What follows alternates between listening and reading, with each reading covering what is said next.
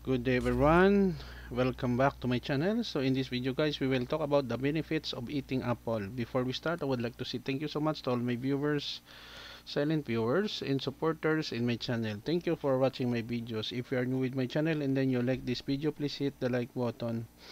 Don't forget to share and please support my channel guys by clicking the subscribe button. So let's begin. Benefits of eating apple. Eating apples offers numerous health benefits due to their rich nutritional profile. Number 1, rich in nutrients. Apples are a good source of fiber, vitamin C, potassium, and various antioxidants.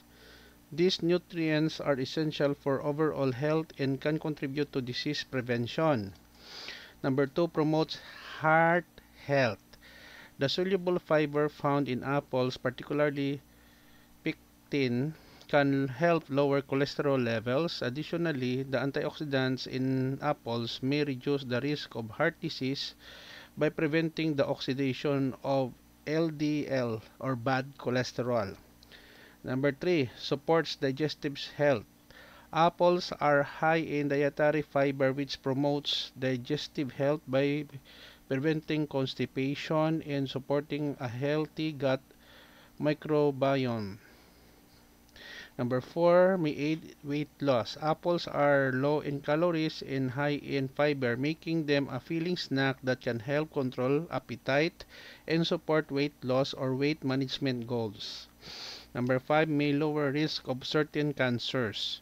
Some studies suggest that the antioxidants in apples may help reduce the risk of certain cancers such as lung, colorectal, and breast cancer.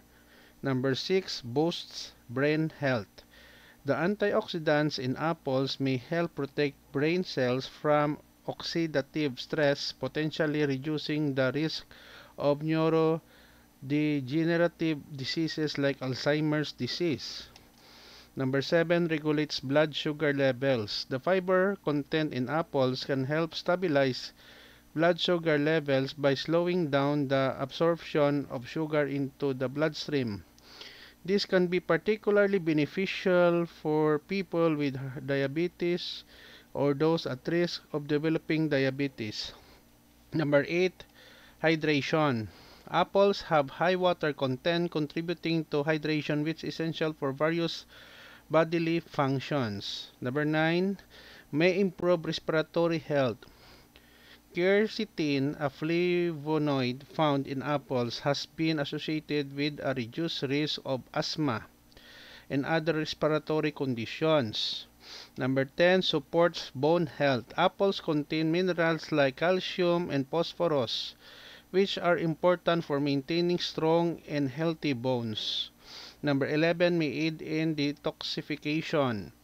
The antioxidants in apples such as flavonoids and polyphenols supports the body's natural detoxification processes by neutralizing harmful free radicals and aiding liver function.